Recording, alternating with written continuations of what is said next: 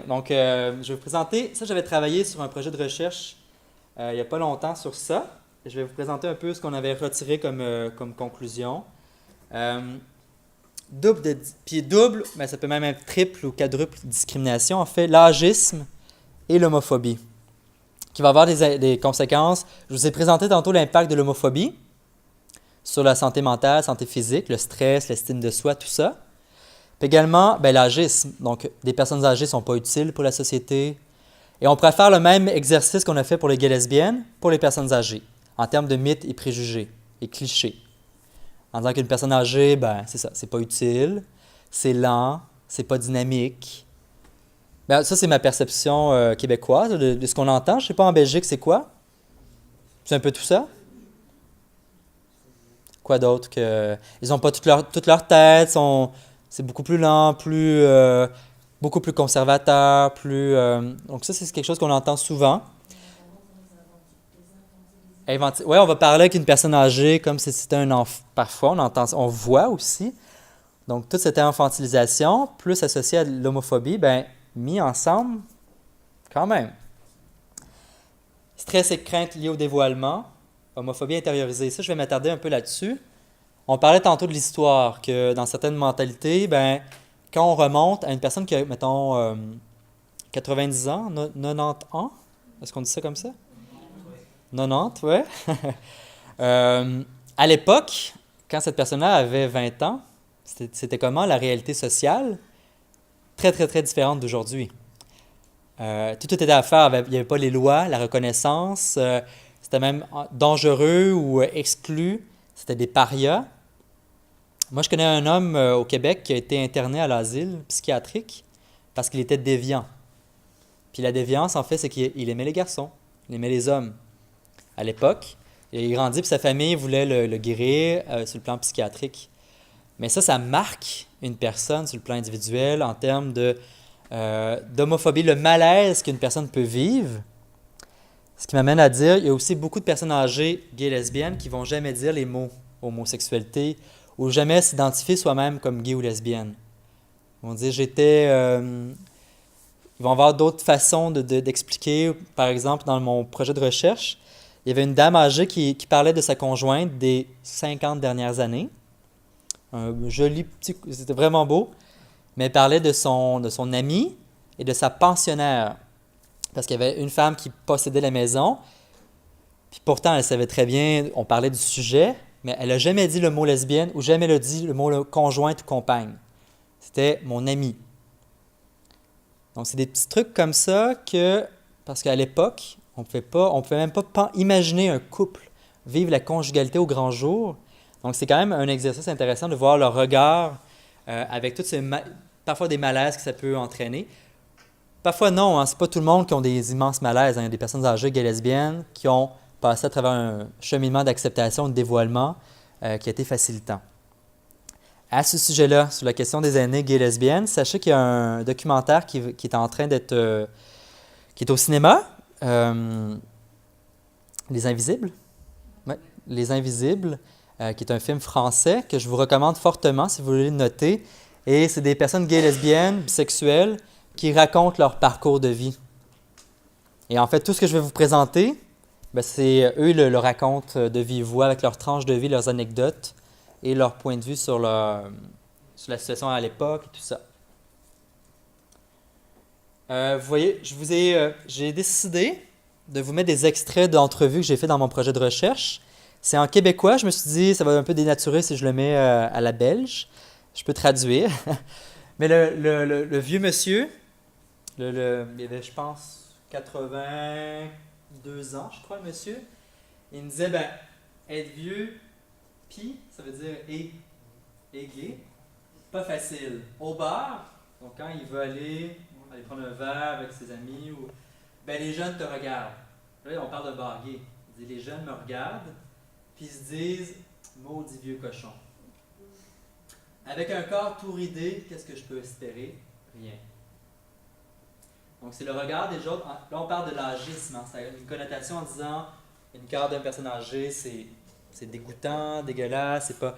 Avec la valorisation de la jeunesse, lui, ce qu'il ressentait, Il avait vécu sa vie dans la communauté gay. Il était même été militant dans les associations gays et lesbiennes.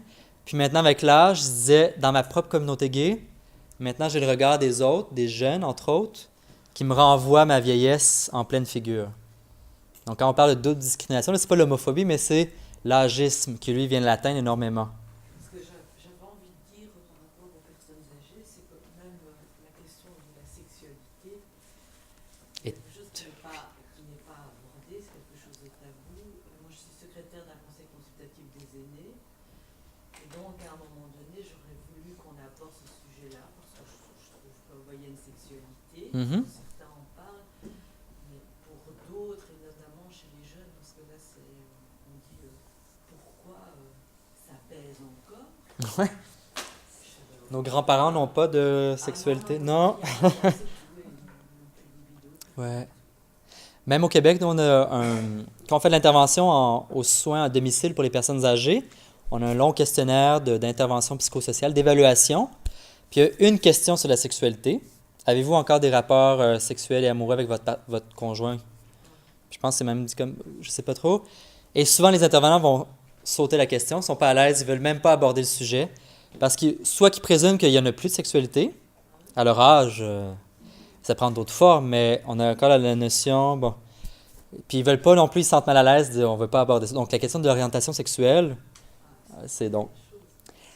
Lorsqu'on parle d'invisibilité, d'isolement, ben, lorsqu'on parle des personnes âgées, jamais on va aborder les aînés gays, lesbiennes, ou très peu.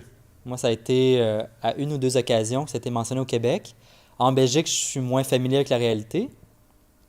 Mais en termes de discours sociaux, les médias, les documentaires, les recherches en gérontologie, tout ce qui concerne le champ de la gériatrie, gérontologie, très peu de notions concernant l'orientation sexuelle. C'est peut-être souvent même pas posé comme question. Les programmes, les services qui sont offerts aux personnes âgées. Absence de ressources spécialisées également. Parce que souvent, comme je l'ai dit, les ressources pour les gays lesbiennes, c'est souvent les jeunes, puis les jeunes adultes, mais en termes de personnes âgées, spécifiquement, il n'y a pas en tout cas très peu à ma connaissance, de ressources pour eux, pour socialiser, briser l'isolement. Puis également, il faut se rappeler en termes d'isolement et d'invisibilité, la fragilité du réseau de soutien social.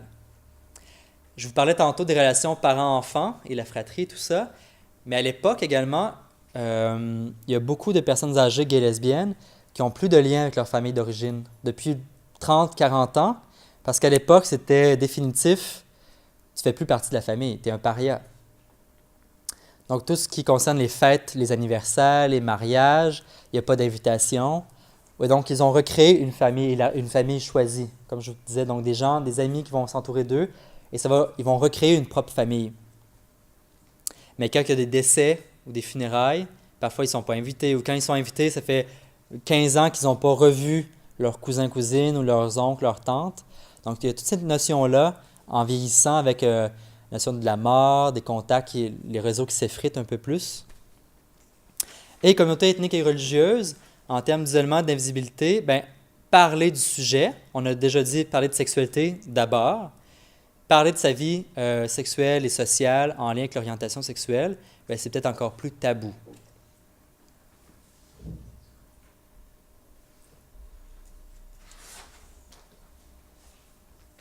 L'ordinateur fait des siennes. OK. Un autre extrait. Les vieux de mon âge, ils vont à l'église au club de l'âge d'or. Avez-vous ça, l'âge d'or? L'étoile fervente. Oh, c'est 3 fois 20. Oui, 4 fois 20. 4 fois 20. OK. Nous, on appelle ça des clubs de l'âge d'or. Donc, c'est pour les personnes 60 ans et plus, je crois, quelque chose comme ça. Ils font des activités sociales, associatives, ils s'impliquent, tout ça. Donc, les vieux de mon âge, ils vont à l'église, ils vont à l'âge d'or. Ils profitent de la vie de famille avec leurs petits-enfants. Moi, j'ai rien de ça. Mes meilleurs amis sont tous morts du sida. Ça, c'est un homme qui donc toute l'épidémie puis les ravages du sida dans les années 80-90, ça a marqué beaucoup. Les jeunes gays lesbiennes, ça n'a pas du tout la même signification. Tandis que pour lui, il me disait dans une entrevue, je ne l'ai pas mis comme extrait, mais il disait « J'ai enterré toutes mes amies, moi, en fait. Moi, je suis survécu, je n'ai pas le VIH-Sida, mais mes amis sont tous morts ou presque. Puis j'ai plus de famille, puis l'église, je ne vais pas aller là. Je ne suis pas accueilli, je suis pas... Et les clubs de l'âge d'or, je vais parler de quoi avec eux? Je vais devoir me cacher. Ce n'est pas non plus un milieu. Donc, vers qui je me tourne? Vers qu'est-ce que je peux faire de mon quotidien? Donc, c'est un peu un cri du cœur qui me lançait en entrevue. C'est quand même assez touchant. Puis, il y avait également toute l'attitude des intervenants. Nous, on appelle ça les centres d'hébergement pour personnes âgées. Vous, ici, c'est les centres maisons de repos. Donc, l'attitude qui peut être parfois homophobe ou les craintes que les intervenants vont être homophobes. Une personne âgée le mentionnait. Et également, l'absence de reconnaissance des membres de la famille est choisie.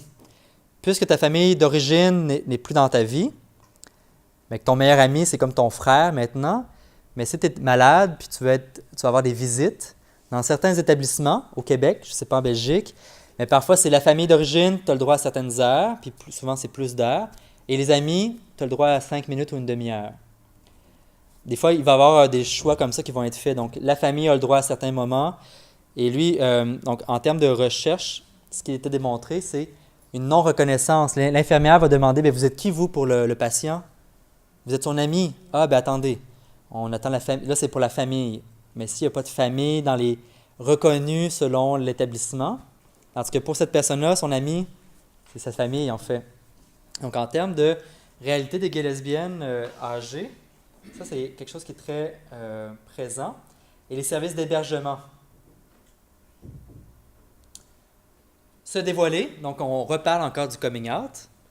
Il y a des fois des gens, des gays lesbiennes âgés, qui vont retourner dans le placard en hébergement parce que là, maintenant, ils vont être entourés majoritairement de personnes hétérosexuelles. Parfois en situation de vulnérabilité, parce que parfois en mobilité réduite où ils ont besoin de l'aide d'une personne, d'une tierce personne pour manger, pour faire des soins de corps, de l'hygiène, bien là, ils se mettent à risque.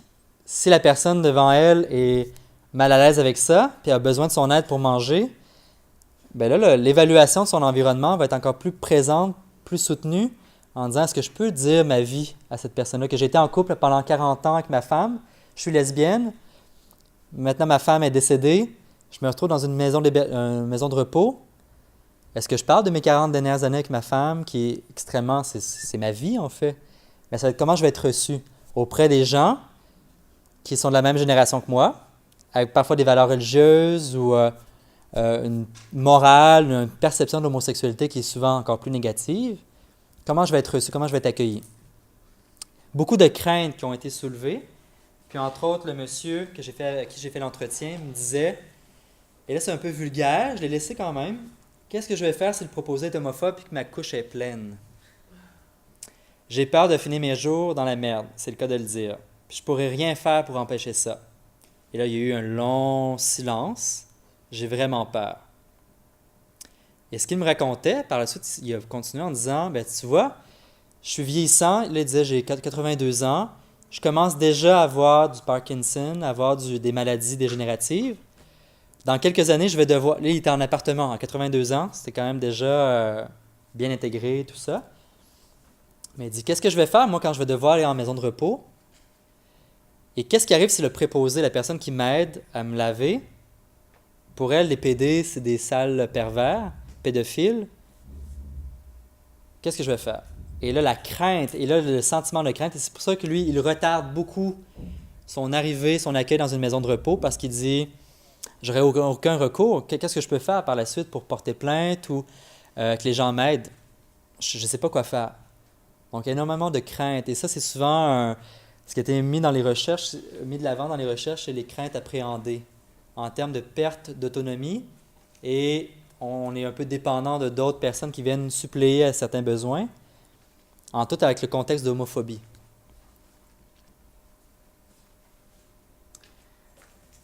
Puis également, en termes de sensibilisation, de formation, moi je sais que dans ma formation sur la gérontologie, j'ai eu plusieurs cours sur le vécu des personnes âgées. On a rarement parlé de sexualité, puis encore moins d'orientation sexuelle. Donc, parfois, on n'y pense même pas à cette réalité-là en termes de connaissances et d'intervention.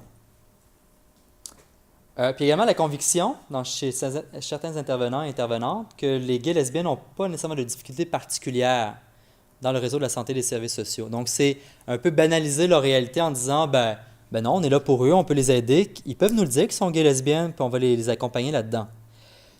Mais là, c'est simplifier beaucoup la situation parce que tout ce que je viens de vous dire en termes d'homophobie, en termes de relation avec les autres patients ou les autres résidents et résidentes, il y a toute cette particularité-là qui distingue, je crois, concernant l'orientation sexuelle.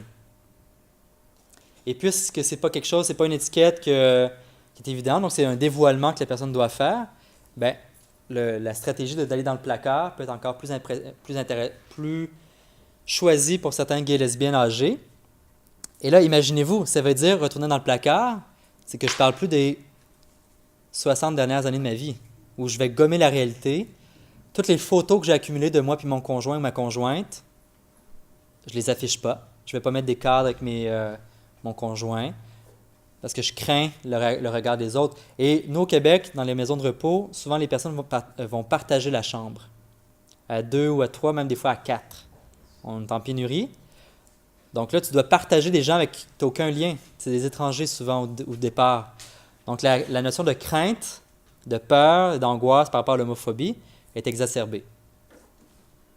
Je vais simplement vous sensibiliser parce que, étant donné que c'est quelque chose que je considère comme méconnu, qu'on aborde très peu, ne serait-ce que faire « Ah, ben ça existe », et là, ça peut-être ouvrir... Moi, en fait, mon objectif avec cette formation-là, c'est de vous allumer sur certains aspects que des fois, on présume ou on n'y pense même pas. On ne considère pas comme réalité. Donc, ne serait-ce qu'éventuellement, peut-être vous intéresser ou avoir conscience de ça.